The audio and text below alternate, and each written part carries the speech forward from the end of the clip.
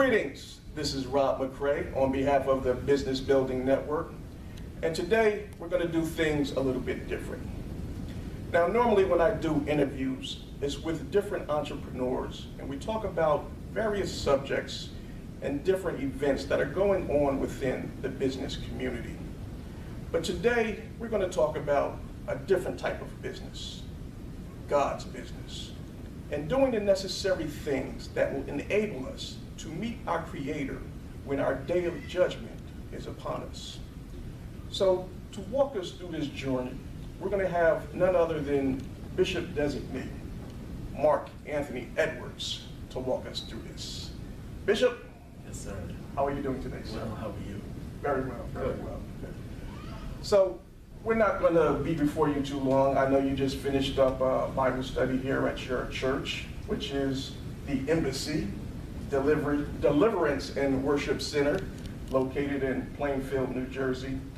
But we would like to get to know a little bit more about you, your upbringing, and where you came from. Certainly. So, I am a parent, well, actually I should say I am a child of the Caribbean upbringing. Okay. Although spent all of my life, for the majority of it, in the United States, that heritage is strong in my blood. Right. I may not always willingly say so, but it is the truth of what it is. Absolutely. More than anything else, I'm a family man. Yes. I'm about my family. Okay. I'm about enjoying time with them. I hold a full-time position outside of the church where I work managing a department for a large pharmaceutical company. Okay. So I keep busy. I see that. I see that.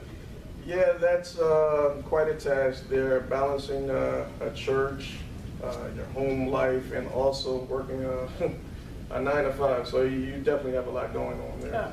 Yeah. So is this your first church? This is the first church that I have pastored as a senior pastor. Okay. For years, I've worked as an itinerant minister, preacher, assistant, associate pastor, evangelist. I've worked in the church capacity for quite some time, but the first time hesitantly taking the helm of the ship. Okay. Now I understand that you have an anniversary coming up pretty soon. Yeah. Tell us a little bit about that. 2nd year anniversary means much to us. It's a level of significance. Yes. Mostly because the level of growth that we have seen. And when I say growth, most people run to the numbers of the membership, Yes. but that's not my first indicator of growth. Okay.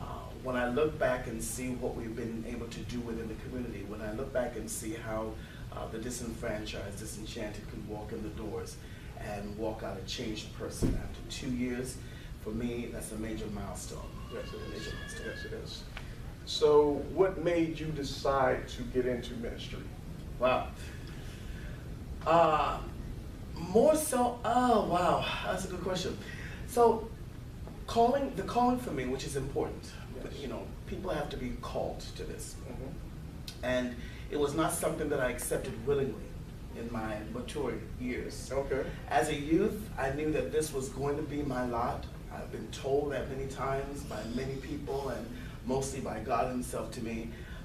But more than anything else, as I got older, I realized, what were you thinking? You don't want to do this. I refuse to do this. It literally took God Himself, again, coming to me and saying, one way or the other, you're going to do this. You're going to come and do this. So after much hesitation, much running, much convincing, much soul searching, much praying, much crying, much pleading, much whining, much all of it, there was no escaping, and I just finally said, yes, God. And here we are. You surrendered. I surrendered. All right. Wise man. Yes. All right. So now, being a minister of a church, a lot of work goes into that. A lot of time goes into that. Dealing with a lot of different personalities and things of that sort. So how do you balance the time?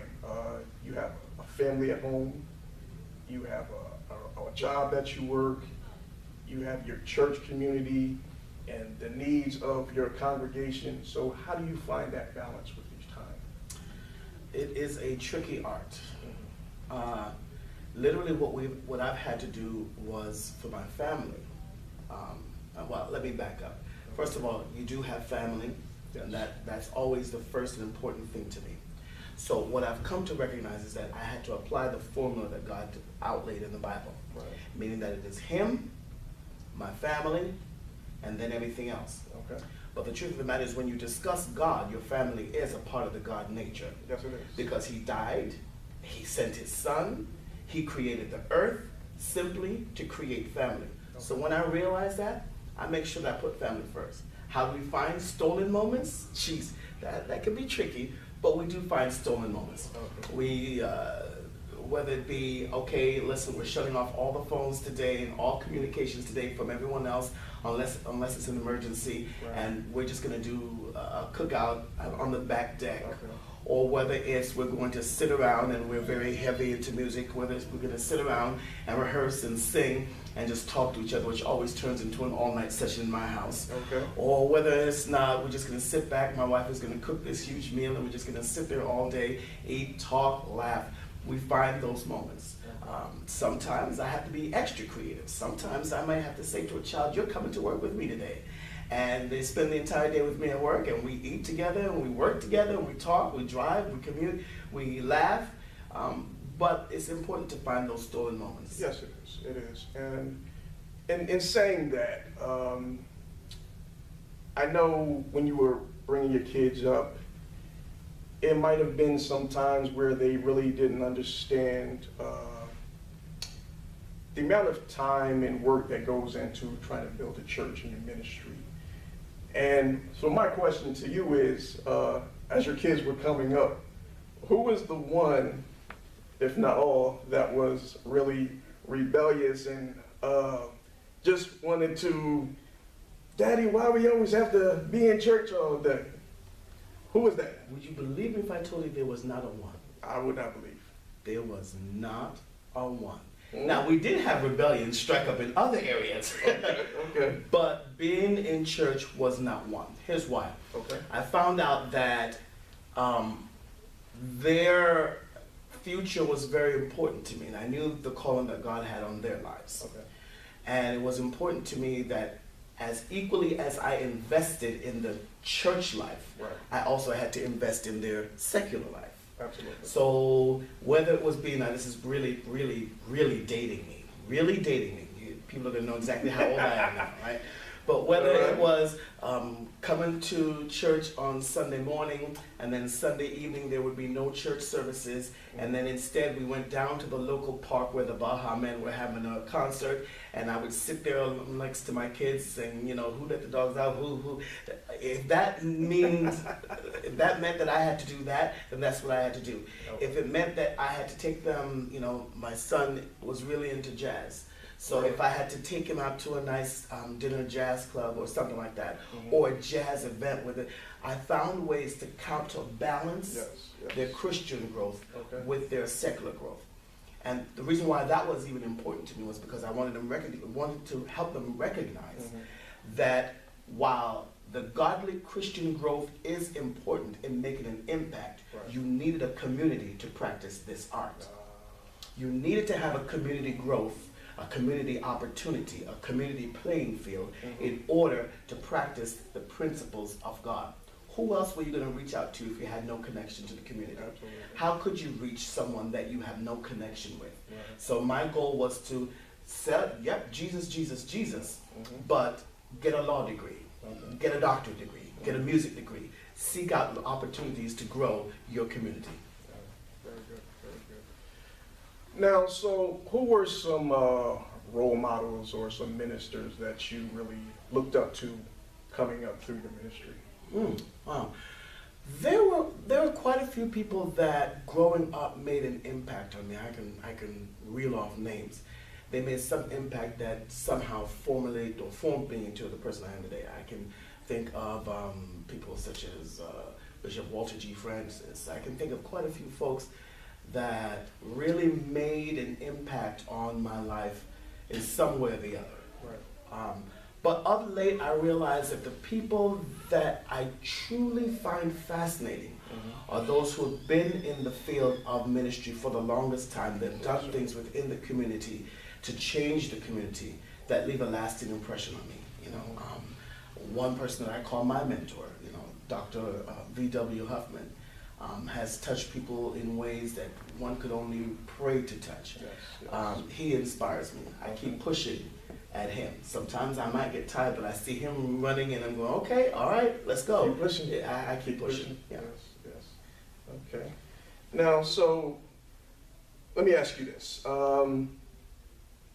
At different parts of our lives, different things happen, and they are what we call defining moments.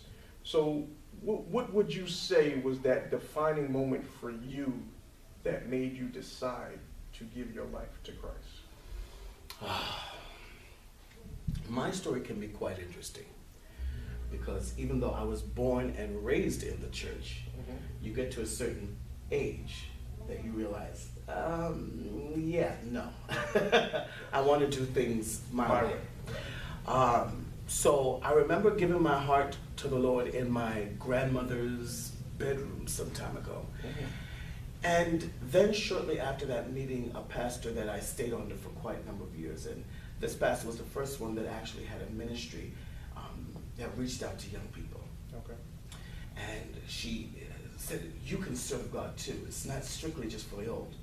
That captured my attention, and that made my walk a little bit more serious. Okay. But of course, you get older, you feel you want to sow your royal oats or whatever the case may be.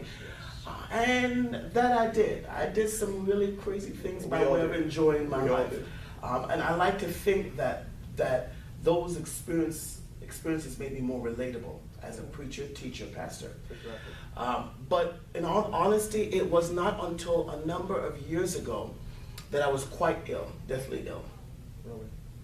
And even though I had been in the church, and even though I had given my life to the Lord, and even though I had dropped back out as a teenager and messed around in church, I came back and said, okay, I want to be holy in church now, live a holy life. There are still remnants of wanting to escape the call on my life, and that would manifest in certain areas of rebellion. It was that point after facing an illness that I realized, one way or the other, I'm going to come. One way or the other. Now, do I want to end my life without my purpose being fulfilled? Or do I want to fulfill my purpose and hear him say, well done? Okay. It was then that I decided, that's it. No more playing games, no more fooling around, no more living in, living out, no more dipping in and out of the church, no more staying in the church and pretending to be real, no more playing hypocrite, no more of that stuff. Yeah. Just be real with it now. That was, I would say, the defining moment for my life that brought me to where I am today. Okay, very good. So you know, we all have different things that we go through in life, determining factors that will mold us into the people that we are becoming and are supposed to be. So that's just a true testament of, you know, reality of life. We all go through different things in our lives. Sometimes we dip out, dip back in. But for you to be honest enough to say that and to share that with the people, that really is going to resonate with a lot of people out there. So my next question to you is, if you were not into ministry, what would you be doing? Oh, wow. If I were not to be in ministry at all, I have a pretty good career that I'm grateful to God for, with a great company. If I were not in ministry, I'm pretty sure that I would be advancing some more into that career, while at the same time getting a law degree. Okay. That's what I would do. Okay. That's what I would do. God has blessed me that I've advanced this far, and I'm able to do ministry and do my job. That's a blessing. Some days a little challenging. I know it is. But if I weren't doing any of that stuff, I'd be out there getting my law degree and then taking the next step forward. Yeah. Okay. Bishop. Oh boy. Yeah. You ready to get your hands dirty? Ready. All right. So Now we're going to go into a phase of some of the topics that most people really want to hear about, but most people are scared to talk about. All right. So the first question I'm going to ask you to kind of set the tone and hopefully give some of our listeners a better understanding of what the church life is all about. My perception early on was that a lot of churches were just out there to take money from their congregation, because I really didn't understand the whole tithing and offering and all that collection stuff going on, because that was my ignorance. So my first question to you is the church a business? Wow. Very good question. Well, I will say this. Let me preface it by saying, no one who is truly called into this made this their first choice. Right. It's never their first choice. Okay. Because of a truth, one can work in ministry, doing real ministry for all of their lives and never see a dime, never see anything. I can read you throughout history the names of many who literally died broke, penniless. I can go reach back into the Bible with the woman who reached out to the prophet and said, listen, thy servant, my husband, is dead, and now the bill collectors are come to take my sons away.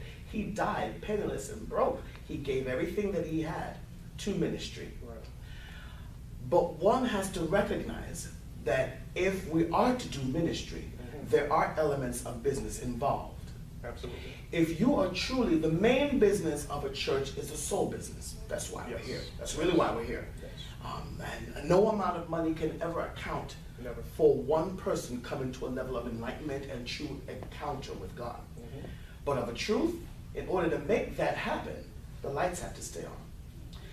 We're living in a modern age, in modern society, where everyone is used to every level of creature comforts. When you think about it, people can walk into their car now and program their house from their car. They can answer the phone and conduct business deals from all over the world. You have to have some level of convenience. Modern conveniences, such as during the summer, I remember growing up into that little storefront church where it was hot all summer long. Yes. And have you ever been in one of those storefront churches where it was so hot it was smelly? Not because of the people, but it was just that hot in there that everything started to rise up. That's right. In this day and age, while that is still acceptable in a lot of phases, people are looking now to come into a church where the AC is on. Yes. Because you have to battle every other struggle that is going on in their life. And I'll tell you that the enemy gives you every opportunity to put up an excuse. All right, well, to make that a reality, the light bill has to be paid. While the churches may not necessarily pay some level of taxes in most cases, there's still responsibilities. The mortgage has to be paid, the lease has to be paid, the insurance has to be paid, there still needs to be gas. So there are elements of business in running the vision. Absolutely. But the main focus of that business is the soul business. Okay. Very well put. All right, so that's going to lead me into my next question, which deals with tithing and offering. So, by the congregation giving their tithes and the offering, that enables you to pay the necessary utilities you have throughout your church, right? So, what would you say to the people out there who still have the belief? Now, don't get me wrong, there are some churches that go about just taking the tithes and the offering for their own personal use. But we're not talking about those churches. We're talking about real, true people of God who are out here to do the true, the work of the ministry. So what would you say to the people out there that still are under the belief that the churches are just here to take money from the congregation? Well, then I would say I can understand that. Because I've met a few charlatans in my day. I've met a few charlatans. But not everyone is like that. True. And then you say, well, how do we know how to tell the difference between Exactly. the good and the bad? Exactly. I'll say this. If we are hesitant to go to church because we feel that the persons there might not have permanently removed from our houses, we should arrange to have the gas line permanently removed from our houses. We should permanently retire our automobiles and permanently retire all needs of transportation. Okay. Because we toss money, dollar after dollar, into that. And there's no guarantee that they have the best interest at heart. What's my proof? Well, Volkswagen, weren't they just recently caught up into a scandal? Yes. Did they have our best interest at heart? Yet we still purchased that Jetta. You best believe. Yet we still purchased that Passat. And yet we still drive automobiles. There are people out there who are making impact on a daily basis and are crying out for the souls that are being lost simply because they don't have the resources to grab them. What do you do for those people? Find where the evidence is, because wherever a seed is planted, the fruit must show up. There has to be some level of fruit. I can tell you, after doing this ministry for 2 years, while our bank account level might be low, the fact is we've given back to the community and made sure that it is evident in the community.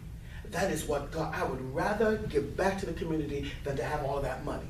Because the work that we've seen, and we've seen how it has worked and blessed here, in that the chairs are filled. The chairs are filled. Yeah. Chairs are filled with people who responded to our outreach. Look for the fruit. Now, on the other hand, if I play devil's advocate, the truth of the matter is, you have to stop and think. And this is where the elements of business come into it. While the lights have to be paid, etc., and there are pastors who this is their full-time job. Yes. I've been blessed to have the strength where I work a full-time job. A matter of fact, my days can consist of leaving here on a Sunday night, getting home early Monday morning, resting for a couple of hours, and I'm at the office by 4:30 in the morning. And I'll work from 4:30 in the morning till 4:35, 6 o'clock at night. If my church has a project that is going on, and I know that they need the extra money, I'll additionally take on an extra part-time job in order to provide. So there are times I may leave church on a Sunday night and not see my house again until Tuesday night, and still prepare myself to come back down the next weekend.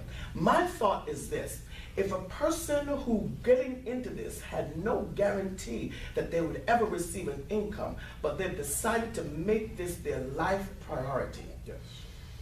wouldn't you want to see to that that person was cared for? Absolutely. Not greedily. We're not talking about you're paying them $5 million and giving them a clothing account and paying the mortgage on their house and leasing it. No. You're just in it to fleece someone. Yes. So we have to understand that there are many particles to the story that has to be weighed. The true servants of God should be cared for. The Bible dictates so. Yes. Should be cared for. But the main reason for this church, or for any church that seeks to do ministry, is that we need to be a conduit. Resources pass through us, and we need to pass them and spread them into the community. I get quite offended because not many people recognize that the church is supposed to be the answer, not the government. The church is supposed to be the answer, not the atheist. The church is supposed to be the answer, not the person who might be agnostic. The church is supposed to be the answer. We are supposed to redistribute whatever comes in to help someone else. There's no reason why people are in need of rental assistance and they cannot come to us to assist them. If you're hungry, that's part of the reason why I make sure every Sunday after service we're feeding everybody. I don't care whether or not you look like you've got food in your house. I'm not taking that chance. Because a lot of times we come to church with our facade on, with our best Sunday dress on, and we have nothing going for us. Once we leave, there's struggles facing us once we leave. So if you come in the door, I want to feed you spiritually, physically, because I don't know what you have in your cupboard, and I have to answer to God for what He told me to do. I want to make sure you eat one way or the other when you leave here, because that might be the only meal you had all week long, and there's no charge for that. There's no charge for that. So all I say is find the fruit. If the seed is sown, the fruit must show. Look for the fruit. And speaking on that, Bishop is a very giving man. I hope you don't get offended by me sharing this, but there was a young lady that came into church a couple weeks ago, and she was having some issues with coming up with the money for her rent. And this man just extended a helping hand to her and make sure she was able to have a place to put a roof over her head. So we definitely commend you for your work, and you're definitely a true man of God. So now my next question to you is dealing with different churches. You know, when I look on churches at a whole, there seems to be a lot of division amongst different churches, different religions, different sectors. So I really don't understand why that is. Do you have some ideas as to why religion is just like, I don't know, it's just so much confusion, contradiction amongst different churches? I think you hit the nail on the head without realizing it. Religion is like that. True godliness isn't. Okay. What we find is that we have churches who are looking to create an expanse of their footprint on the earth through religion. But they have no connection with godliness. Okay. The Bible says, having the power of God, or a consciousness of God, but denying the power therein. So you end up now, because you're denying the true godly nature of man, by serving, by giving, by loving, by following his precepts, and enhancing each other. We find that we are now focused on religion. What am I going to do to enhance my footprint? What am I going to do to build a lasting memorial to the work that I've done? What am I going to do to ensure that there are followers constantly reaching out to me? What am I going to do now, instead of having an opportunity to just speak to people that disagree with me, but instead let's come together and let's say, okay, this is where we're wrong, this is where we're right. Instead, what we do is we fall back on religion. And religion is divisive by nature. Yes, it was never meant to be an inclusive thing. It was divisive by nature. Hence the reason why Christ died. He said, I've come that you might have life. I've come to wipe away religion and to give you godliness. Okay. All right, so for those of you that may not know, Bishop here is a man that is prophetic in his words and his speaking. So let me ask you, when was it that you first knew that you have this gifting upon your life? I was a little boy. A little boy, I remember having certain dreams, experiencing certain things, trying to explain to some people, and they were, what, boy, what are you talking about? Go sit down. Yeah, go sit down. And it wasn't until in my latter years when I said I met that pastor who understood that there were giftings upon each individual from the moment of a child. And it was then that a lot of it was cultivated on into my later years. And so even when I slipped out of church, I could still hear and see and do whatnot. But then God would say, okay, you need to stop this because now you're dabbling in a familiar spirit, because if you're not connected to God and you're still hearing, that ain't God, that's a familiar spirit. So I had to come back into God, and then he expanded the gift even more by speaking directly to me, sending others to teach me, hone me, prophetically prepare me, and put me where I am. Yeah. Okay, good. So was there ever a time that you were fearful of your gifting? Never a time that I was fearful of it. It never did frighten me. No? Never did frighten me. It would frighten the average person. I would see things that would just really cause someone to turn and run like crazy, or think they were going out of their mind. But it never, more than anything else, it intrigued me. I would look closer at it and go, why is that? What is the significance of that? But then I'm different, so I was always a nerd kind of a guy. Okay. So things like that always kind of grabbed a hold of my attention, but never frightened by the gift. Wow. That's fascinating.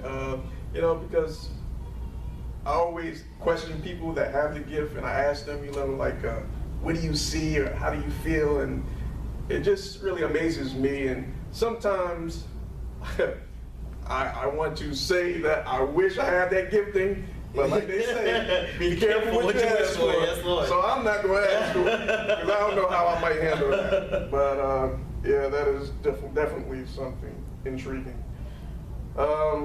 So let me ask you this. Does there ever come a time that you wish you can block out that gifting, that vision of what you're seeing? Absolutely. Yeah. Absolutely. But each time that I reached that point, I always got in trouble. How so? Because I would ignore the prophetic gifting just to say, oh God, maybe it's not so. Maybe it's not really so. There are times where God will show me things about people. And I'll sit with them and consider them my best of friends, and I'm going, oh God, no, Yeah. not them. Yeah. I can remember having this dream some time ago, and seeing some people that were really close to me, and and I'm going, no, not them, no, it can't be, no, I don't want it, no. And every time I would be in their presence, I kept on seeing it and go, no, please, no. So there are times where you just don't want to. Yeah. There are times, right now my heart is crying and bleeding for survivors, crying and bleeding for people who want more of God than anything else. And yet some churches or some people in the church, we have become so religious in our beliefs that we knock people out the door without giving them a chance. So I go to bed at night and I can hear them, their spirits crying out. Last night was one perfect example. I woke up and I'm just crying, I'm bawling, because I'm hearing God speak and I'm seeing people in need, and I see that there's more trouble coming on the land and they need a church to turn to, and there are no churches because the churches are focused on things that they shouldn't be focused on. And I see people saying, why can't we find a refuge? And my heart was just so broken and sad. I woke up this morning, my pillow was drenched in tears, and I just heard God speak to me and said, you gotta get ready. You have to be ready.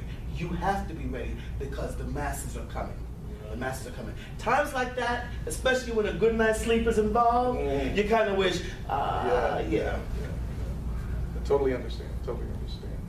So has there been a time where your gifting has gotten you into trouble? Yeah. One of the things that you don't necessarily learn when you have that prophetic gift, unless someone takes the time to tutor you and mentor you, is that when God speaks to you, it's not always meant for you to say right then and there. God's timing is everything. Okay. And you can jump in and say something at the wrong time outside of God's timing and mess up his whole plan, and then mess up a whole relationship, a whole connection, a whole blessing. I've been there on more than one occasion until I learned my lesson. Then I've learned that, okay, no, that's not meant to be said to you right now, but I'm praying on it. So even now when people come to me and say, I need a prophetic word from the Lord, I would say, first of all, I'm saying, well, you can get a word from the Lord directly from yourself. He just uses me to speak to confirm things. But then there are times I just say, I hear what you're saying, but I'm going to pray on it first, because that means it's not time for me to release that word. Okay. So now this is going to be my final question to you. I know you have many encounters with God, you speak to God. So what would you say is the calling and the purpose that God has placed on your life? I have come to realize that God has sent me first to minister to families, broken families. People just need to be back whole. That's my first thing. Okay. Then I say he's given me the gift or the anointing to reach out in deliverance. My job is to literally raise up a bunch of people to empower them as ambassadors of the kingdom. Many times they're used to everyone else doing all the work for them. But you can go to God for yourself. You can hear from God for yourself. I can do much more if I have 50 people spread out with the gospel of Jesus Christ than I can if I have 50 people sitting here getting fat every Sunday, never doing anything about it. There you go. And not everybody may be called to preach. No. But what about setting up a nice big soup kitchen and feeding some people? Something. And praying over the food as you do it and ministering God's love that way. There's just so many opportunities to serve the people of God, serve the people of this land. I've been called to rise up that generation. That I know for a certainty. Put families together, bring about healing and deliverance within the community, and call a generation from out of slumber into God's marvelous light. Beautiful, beautiful. So if you will, just give the people your website and the address of your church here. Sure. The address of the church, the Embassy Deliverance and Worship Center, is 660-61 East 6th Street, Plainfield, New Jersey, 07060. Site for the church is www.theembassyoutreachministries.org. You can connect with us on Twitter, Facebook, I believe Instagram, and a couple other medias as well through that website. All right, and yes, just to clarify, I will put that information at the end of the video. So stay tuned till the end and you will be able to see all of that information. So Bishop, it was definitely an honor and a pleasure speaking with you today. Thank you. So do you have any closing words that you would like to speak? The kingdom of God needs you. Regardless of who you are, where you are, what you're doing, where you've been, God needs you. And more than that, he loves you for who you are. For who you are. Yeah, when you come to him, you might have to do some changing, some cleaning up, some fixing up. But don't let that cause you to hesitate. You still have to make the first step to come. And he's doing just that. Just say, come. We'll worry about everything else. Just come. All right. So, there you have it. So, on behalf of Bishop Designate Anthony Edwards, I am Rob Mccray for the Business Building Network, signing off. Thank you. Take care.